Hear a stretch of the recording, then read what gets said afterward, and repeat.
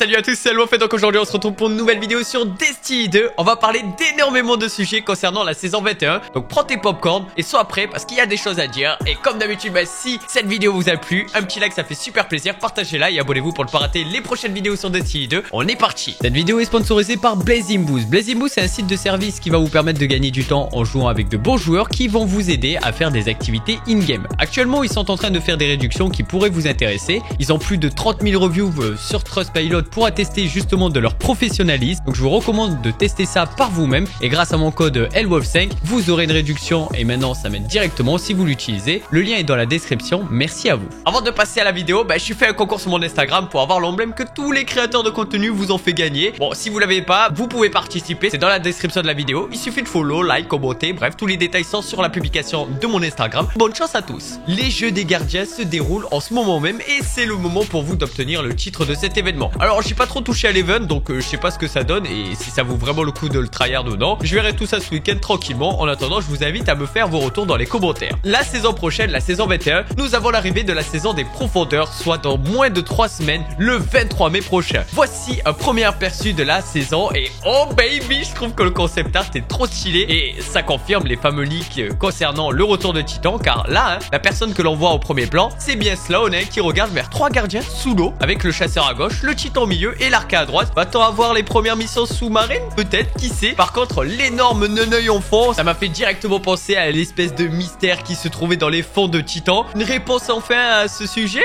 ou... Toujours concernant la prochaine saison, Bungie nous partage aujourd'hui plus d'informations concernant les prochains aspects de la doctrine fil obscur pour chaque classe. Pour le chasseur, esprit entrelacé. Activer votre classe va laisser derrière vous un leurre tissé fil obscur qui va attirer l'attention des ennemis aux alentours. Et si ce leurre prend suffisamment de dégâts ou que les ennemis s'en approchent trop, va exploser, faire des dégâts au moment de l'explosion et créer des brindilles qui vont traquer et attaquer les cibles les plus proches. Ça va vous permettre de détourner l'attention des mobs lorsque par exemple vous devez réanimer un teammate au sol. Ceci va aussi permettre aux chasseurs de créer plus facilement des brindilles et des future builds autour de cette capacité, j'en suis sûr. Du côté du titan, tempête de fléchettes, ceci va transformer votre mêlée un petit peu de la manière que l'on a avec la doctrine solaire. En effet, vous allez faire exactement ce que l'on peut retrouver avec la mêlée solaire du titan. Lorsque tu fais une glissade et que tu actives ta mêlée, ça va te faire sauter en l'air et repousser les cibles à proximité et leur faire des dégâts. Lorsque tu es en l'air, tu pourras réactiver à nouveau ta mêlée pour lancer des projectiles qui font des dégâts et suspendre. Et j'y vois ici le couloir du super du titan fil obscur, mais en version mêlée cette fois-ci, en sachant que vous allez pouvoir les enchaîner du moment que vous avez des mêlées chargées. Et ceci va permettre au titan d'avoir encore plus de possibilités de suspendre ses adversaires, donc très intéressant. Et le dernier, l'arcaniste, l'itinérant. Alors les enchevêtrements que vous lancez sur les ennemis, ils vont s'accrocher à eux et exploser pour faire une AOE de suspension. Ceci fait beaucoup penser au mode de l'artefact des enchevêtreurs sans le côté accroche sur les ennemis évidemment. Ça va encore plus pousser les builds autour des brindilles puisque les kills avec eux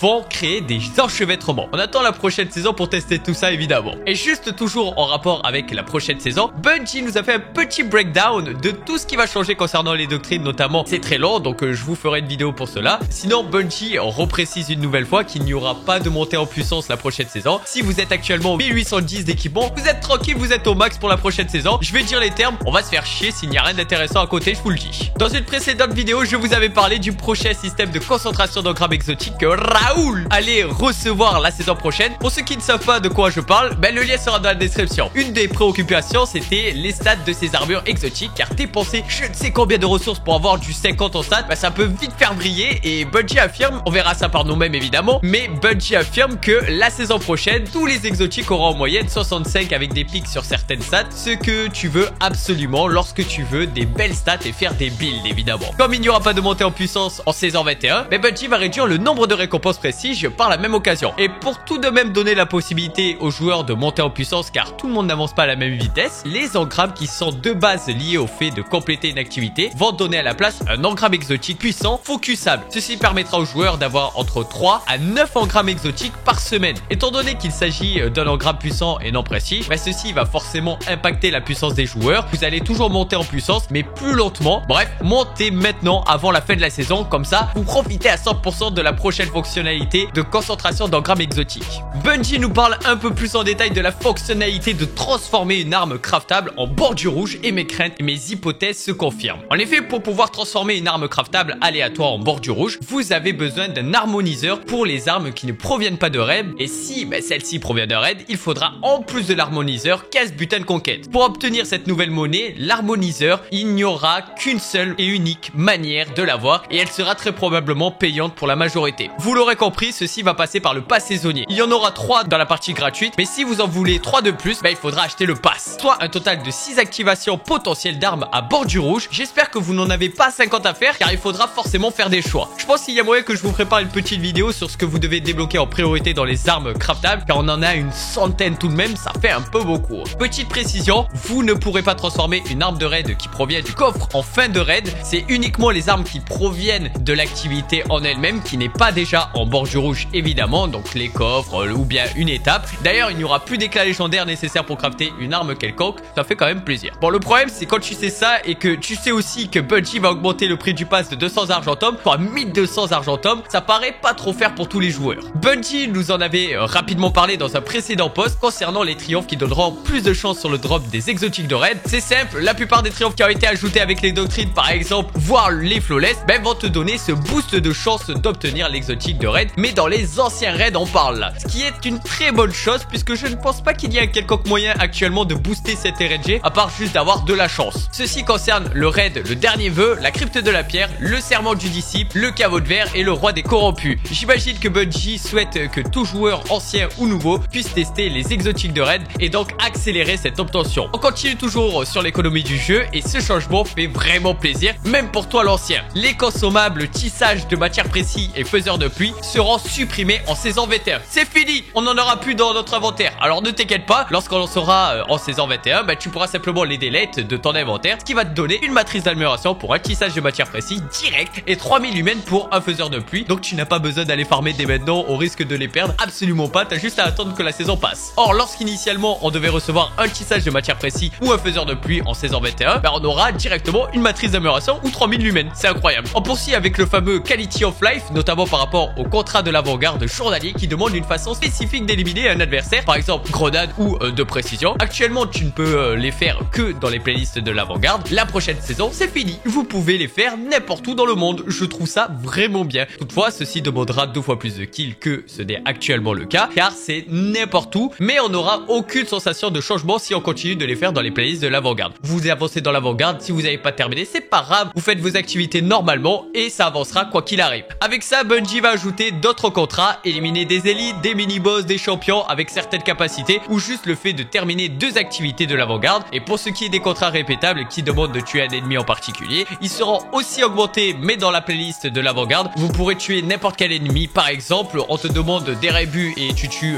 des vandales, c'est ok, juste ça ira plus vite si tu tapes que des rébus. Le petit toutou du Simu de la saison des Séraphins fera son retour à la tour, ça fait beaucoup de tours la saison prochaine, donc vous pourrez continuer à le caresser autant de fois que vous le voulez et il y aura le retour du tracker justement avec ça. J'avais vu un mec avec 1 million, c'est un dégénéré. On passe à la partie PVP et on va parler de jugement d'Osiris. La saison prochaine marque aussi la nouveauté en jugement en plus du matchmaking qui a beaucoup fait réagir la communauté. Niveau cosmétique, on aura une nouvelle coque de spectre que voici, de même qu'un nouveau vaisseau et un nouveau passereau. Qu'est-ce que vous en pensez dans les commentaires? Pour votre premier phare de la saison, vous allez recevoir ce revêtement en ouvrant le coffre du phare et il sera exclusif à cette saison. Donc vous aurez 3 mois pour l'obtenir et pas un de plus. Vous l'aurez compris, pour donner un peu d'intérêt au jugement, Bungie va mettre un revêtement exclusif chaque saison avec le revêtement des premières armes adeptes en saison 22 et en saison 23, on aura celui de la période marteau igné si je dis pas de bêtises. On aura aussi des armures normalement si Bungie s'en tient au calendrier, mais on n'a pas d'aperçu pour le moment donc attendons de voir. On a par contre une idée des armes de retour pour cette saison avec le messager ou encore la nouvelle arme du jugement, le glaive cryo que voici. Pour cela il faudra dire au revoir aux pompes de précision et à l'arc, bye bye. Le glaive en adepte sera disponible lors du week-end du 9 juin et le 16 juin pour le messager adepte. 2 passes se font aussi update en saison 21, le pass de fortune qui va donner plus 75 de réputation sur chaque week jusqu'à plus 150 si vous poussez les games. Le pass Clémence quant à lui permettra 2 loses au lieu d'une pour le premier pass du week-end et sera de retour à une loose potentielle si vous repartez de 0 sur votre pass. Ça va permettre à plus de gens de faire un phare chaque week-end, je trouve que c'est un bon changement. Et justement, j'en parlais au début de la partie sur le jugement, sans matchmaking. Bon, Bungie nous sort leur bobard habituel concernant les différents changements. Bon, comme je le dis, c'est du blabla. Si vous voulez plus de détails, le lien sera dans la description parce que je n'y crois pas une seule seconde. Bref, tout ce que l'on doit retenir, c'est l'activation du simili flawless pool pour le farm d'armes adeptes à partir du reset journalier de dimanche. Du moment que vous êtes allé au phare le week-end en question, vous allez pouvoir farmer les armes adeptes pour les wins à partir